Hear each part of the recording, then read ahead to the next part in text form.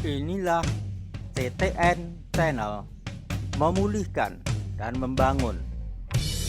Tidak hanya sekedar tutorial, tapi tutorial yang memulihkan dan membangun kehidupan ke arah yang lebih baik dan lebih mulia.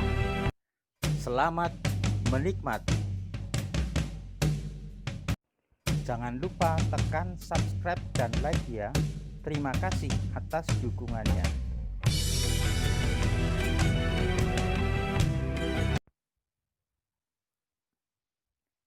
Salam alaikum, saudara. Bagaimana meningkatkan kualitas hidup seseorang? Ada orang yang mengatakan bahwa seseorang itu berkualitas kalau dia dapat menduduki jabatan tinggi dan penting.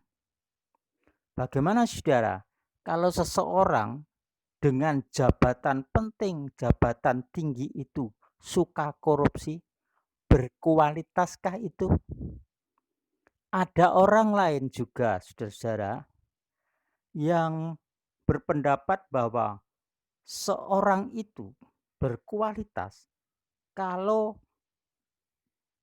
titel pendidikannya adalah lulusan S3. Bagaimana saudara kalau seorang lulusan S3 jadi tenaga ahli dalam bidangnya, tapi dia secara diam-diam pengedar narkoba? Berkualitaskah itu? Ada juga yang beranggapan orang yang berkualitas itu kalau mempunyai banyak harta atau kaya.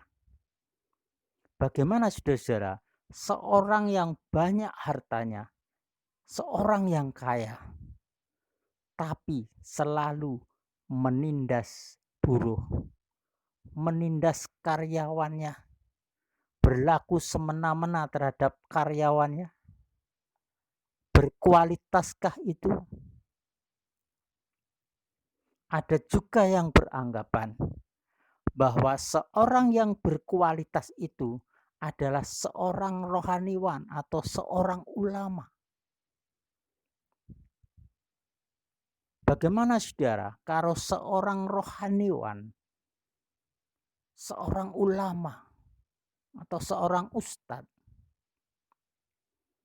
tapi dalam perilaku sosialnya tidak mau dan tidak suka bergaul dengan tetangga sekitarnya, diundang perkumpulan tidak datang, dan kalau melewati banyak orang di jalan, dia sangat sukar untuk memberikan penghormatan atau menyapa orang lain.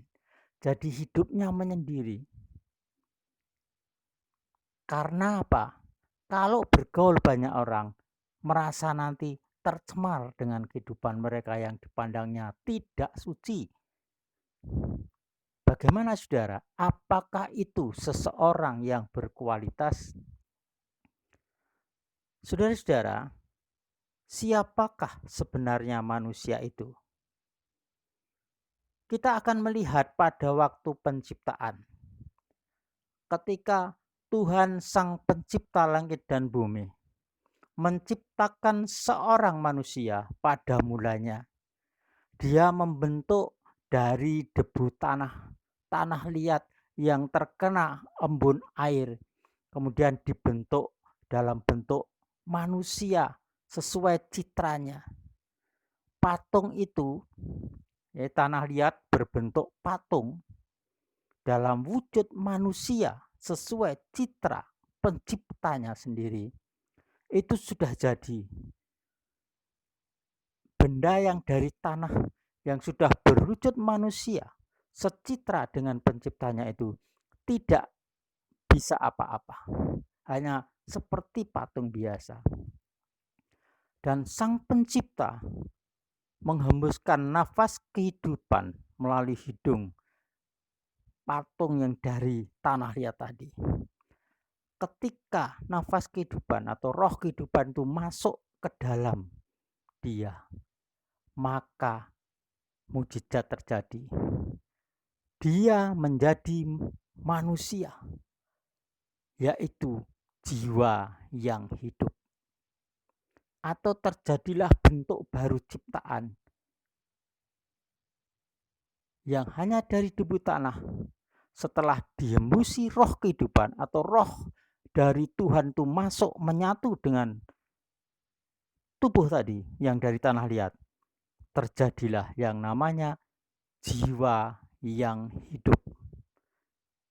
Saudara-saudara, dalam teks kitab suci dinyatakan demikian, bahwa ada pengharapan bahwa supaya manusia itu pada saat akhir zaman, pada saat dunia ini ditutup, atau pada saat kedatangan Yeshua Mesias yang kedua, roh jiwa manusia serta tubuhnya atau dagingnya terpelihara sempurna dalam kekudusan.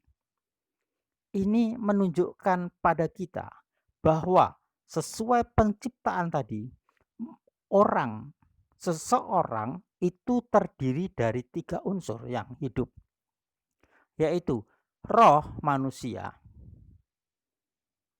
kemudian daging manusia, dan kitab suci mengatakan kalau orang mati, rohnya kembali kepada Tuhan yang menciptakan, kemudian dagingnya kembali kepada tanah di mana dia berasal. Nah, sekarang jiwanya di mana?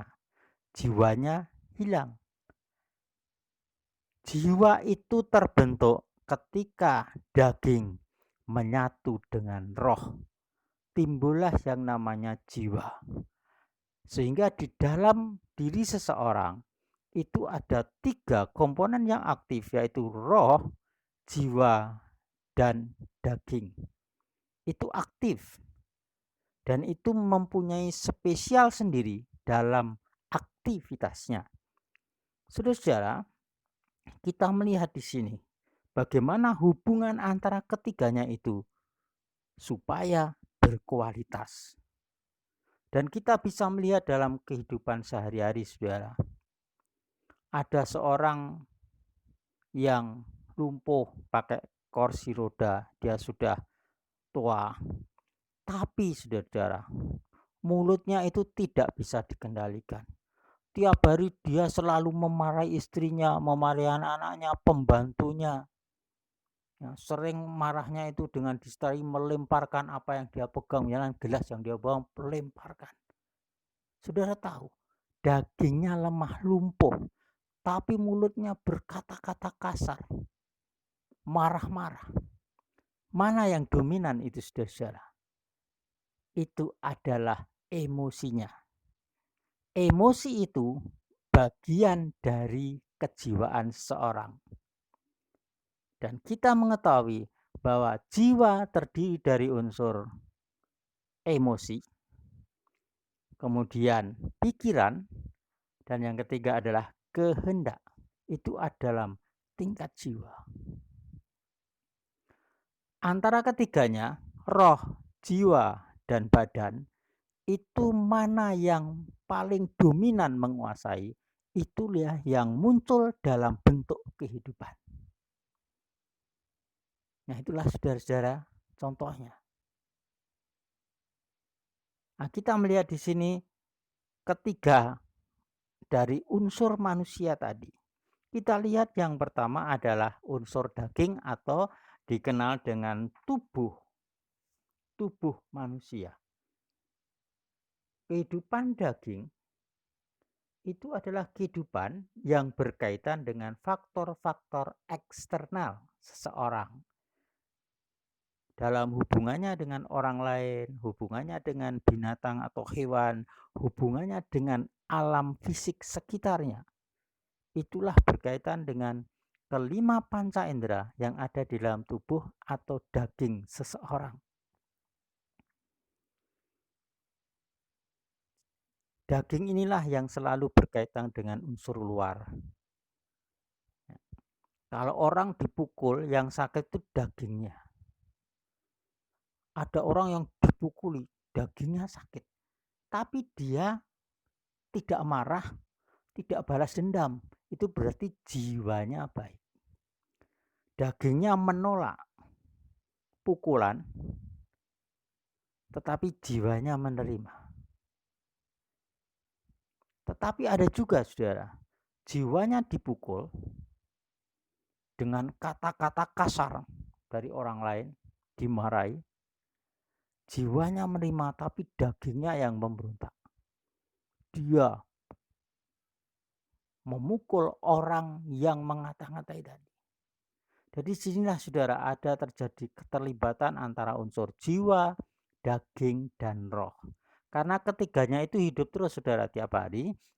Hanya mana yang paling dominan itu yang nampak dalam cara kehidupan, dalam bentuk kehidupannya, atau wujud sikap dan perilakunya.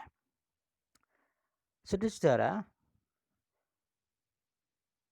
banyak hal yang dikatakan dan banyak hal yang dinyatakan oleh kitab suci.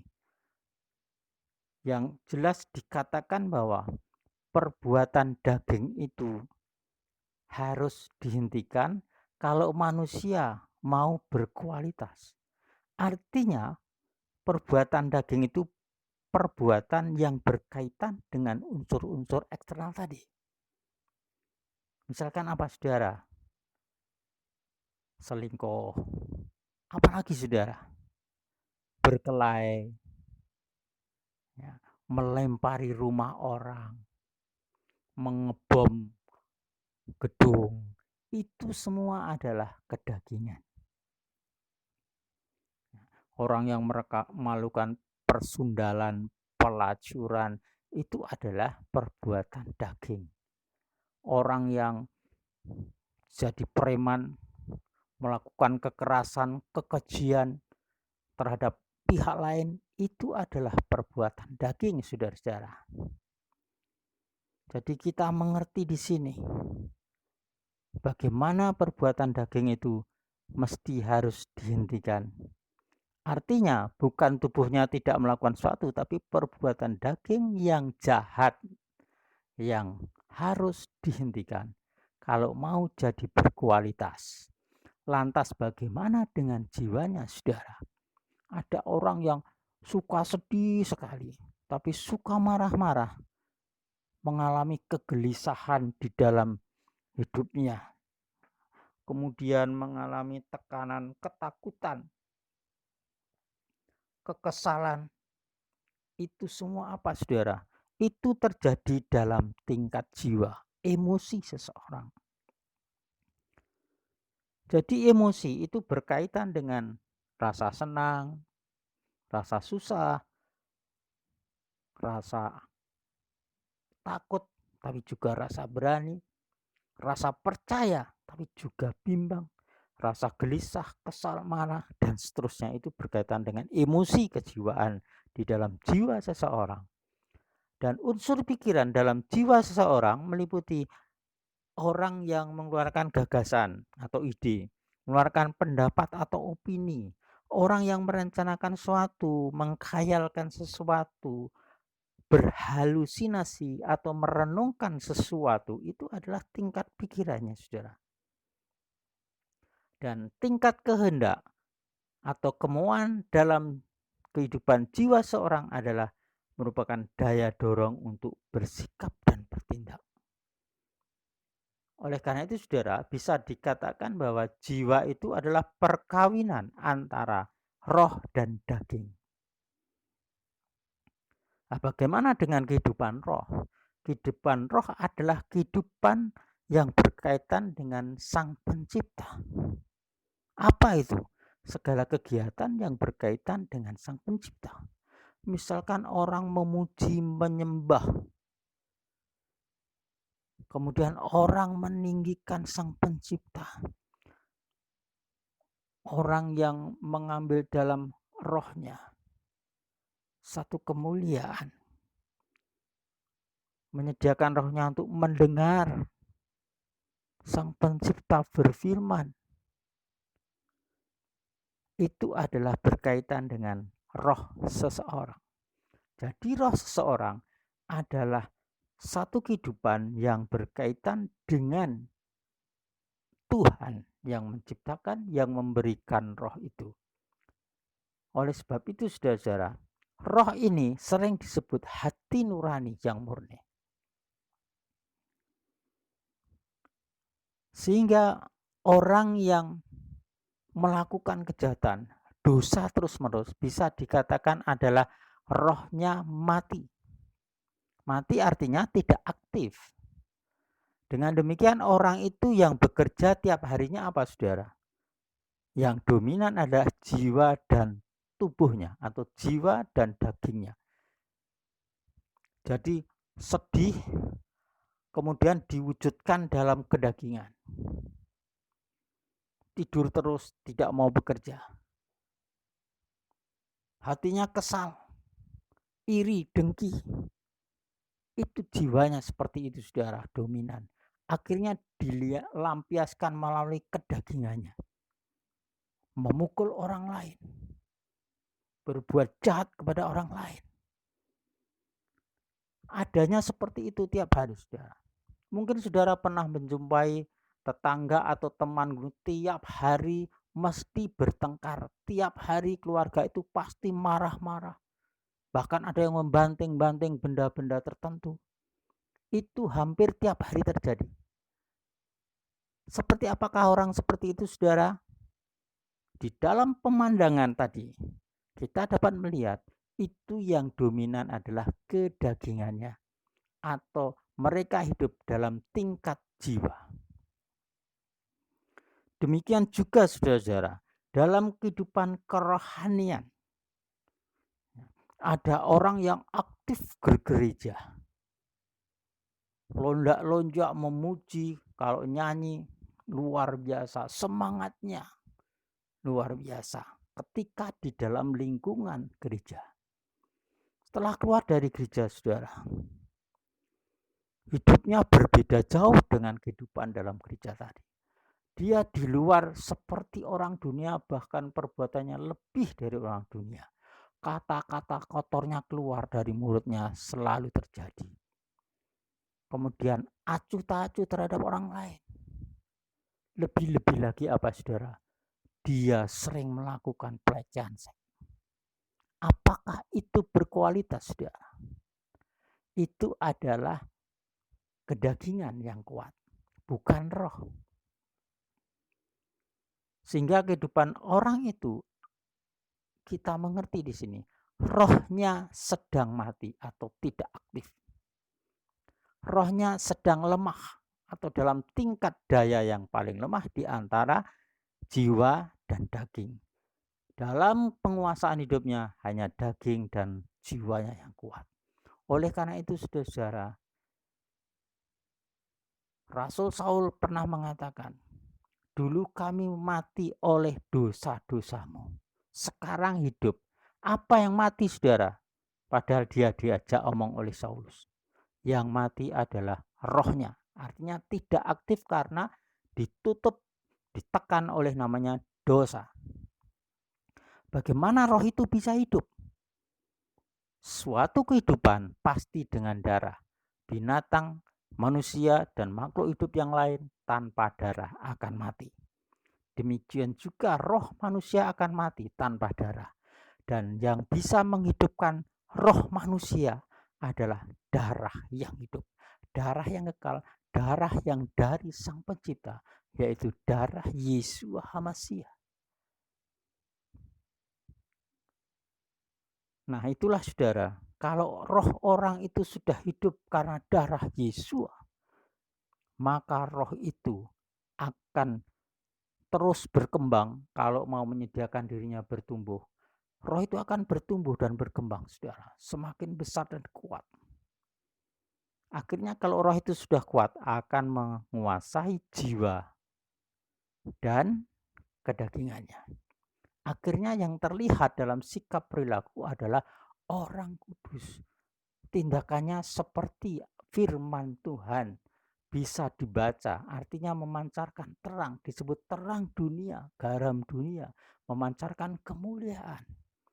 Itu kalau rohnya kuat, saudara. Bagaimana untuk membina supaya roh ini menjadi hidup dan kuat? Pertama, roh itu harus hidup dulu dengan darah Yesua.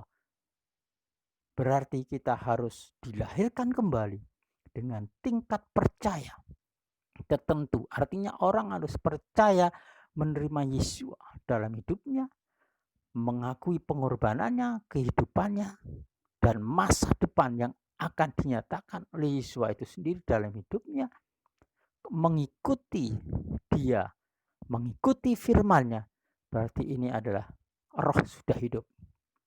Selanjutnya untuk membina roh ini supaya tumbuh kembang dengan kuat adalah diisi pertama dengan ayat-ayat kitab suci. Harus dimasukkan dalam rohnya melalui tingkat pikiran. Kemudian dia harus banyak berhubungan dengan Sang Pencipta. Dengan rohnya itu, dengan menyembah, memuji, bersemedi, ya, untuk merenungkan firman-Nya. Dia bermeditasi bagaimana firman itu menjelma dalam hidupnya, dan dia dapat melakukan apa yang dikehendaki oleh Sang Pencipta. Itulah membina roh, saudara. Kemudian belajar menyadari rohnya itu bergantung pada dia yang memberi kehidupan, yaitu Tuhan sendiri. Tuhan Sang Khalik langit dan bumi. Itu yang membuat rohnya kuat. Semakin dia sehat hubungannya dengan Sang Pencipta, semakin kuat rohnya. Seperti Henokh, keturunan Adam, itu rohnya kuat karena selalu bergaul dengan Tuhan. Dan dia taat. Akhirnya apa, sudah? Rohnya kuat. Roh yang kuat itulah memerintah jiwa, yaitu pikiran, perasaannya, supaya mengikuti rohnya. Kemudian jiwa yang sudah dikuasai roh tadi akan memerintahkan dagingnya, panca indera, melakukan hal-hal yang baik. Kalau kedagingan itu melihat orang lain kekurangan, saudara, itu dibiarin saja, malah dikatakan itu kan nasib orang tidak sama. Nah, nasibnya itu kan nasib yang buruk, sukar untuk makan. Makanya kamu miskin, tidak bisa makan sehari 3 kali. Itu kata-kata seperti itu bukan hanya menyakitkan, sudah, tapi menindas orang miskin itu. Tapi setelah roh orang itu diperbarui, saudara, menjadi tumbuh kuat, rohnya akan mengatakan, dia perbedaannya dengan saya dalam harta saja, tapi dalam tingkat rohnya sama. Unsur dalam hidupnya sama, roh, jiwa, dan tubuh. Karena itu roh yang kuat itu menyadari. Akhirnya ketika orang melihat kekurangan, dia tidak berkata banyak, tapi dia menunjukkan perbuatannya dengan rohnya tadi. Karena dia sadar mengasihi, memberi orang miskin itu adalah diperintahkan Tuhan. Maka dia apa yang dia punya, makan atau pakaian atau uang, diberikan sebagian pada orang miskin itu supaya bisa menyambung kehidupannya. Itu namanya dagingnya, jiwanya diperintah oleh rohnya. Tapi kalau rohnya mati, dia itu yang hidup hanya jiwa ke dagingnya, sehingga orang miskin melihat orang miskin itu malah disingkirkan, diinjak-injak. Itulah, saudara. Karena itu urutannya yang benar adalah, saudara, untuk kita membina bertumbuh kepada tingkat kualitas hidup yang baik, yang sempurna adalah urutannya adalah roh memerintah jiwa dan jiwa memerintah daging atau tubuh. Sehingga yang terlihat apa? Kehidupan roh. Karena itu kitab suci mengatakan, kamu memulai dengan roh. Artinya dilahirkan kembali oleh Roh Kudus karena tingkat percaya kita kepada Yesua Masiah dan pertobatan. Kemudian kita menjadi manusia rohani, manusia roh, dengan mengikuti petunjuk-petunjuk dari Sang Pencipta yang bernama Yahweh Elohim. Kemudian selanjutnya, mewujudkan dalam jiwa, pola berpikirnya dikuasai firman, tingkah lakunya juga dikendalikan oleh jiwa yang sudah dikuasai firman. Sehingga yang terjadi pelaku firman itu manusia roh. Dan kitab suci katakan, kamu memulai dengan roh, hendaklah mengakhiri dengan roh. Jangan sampai memulai dengan roh, maksudnya rohnya hidup sudah terbina baik, karena pengaruh lingkungan sekitar menjadi akhirnya daging, manusia daging. Manusia daging adalah hidup yang menuruti hawa nafsu panca inderanya tadi, 5 panca inderanya itu.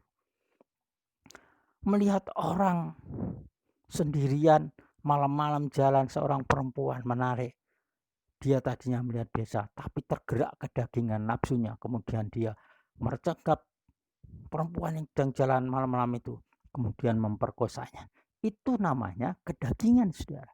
Tapi kalau orang yang hidup dipimpin oleh roh, maka dia akan melihat orang yang sendiri itu malah dituntut dilindungi sampai ke rumahnya.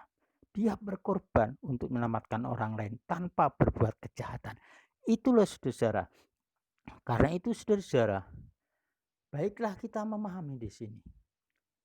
Marilah kita pelihara roh kita, jiwa kita, dan tubuh kita dalam kebenaran. Karena itu untuk mengembangkan kualitas seorang yang baik, yang berkualitas, mulailah dengan roh. Roh itu harus dibina yang utama, yaitu berkaitan dengan kebenaran-kebenaran firman Elohim. Perbuatan-perbuatan yang diinginkan Elohim itu kita turuti. Dalam rangka kita membina hubungan yang sehat dengan Elohim, Tuhan, Sang Pencipta langit dan bumi ini. Kemudian kalau kita sudah menyukakan Yahweh, Elohim itu, kita akan belajar menguasai pikiran kita, kehendak kita, emosi kita, dan mengendalikan nafsu kedagingan kita. Maka terjadilah tampil manusia roh, yaitu pelaku firman atau pelaku kebenaran, sehingga kita disebut seorang yang berkualitas, baik dalam tingkat rohnya, jiwanya, dagingnya. Sehingga dalam bentuk yang utuh, inilah yang disebut seorang yang berkualitas. Biarlah ini menjadi berkat, dan saudara menikmati ini dalam kehidupan saudara sehari-hari. Sukses bagi saudara semua. Terima kasih.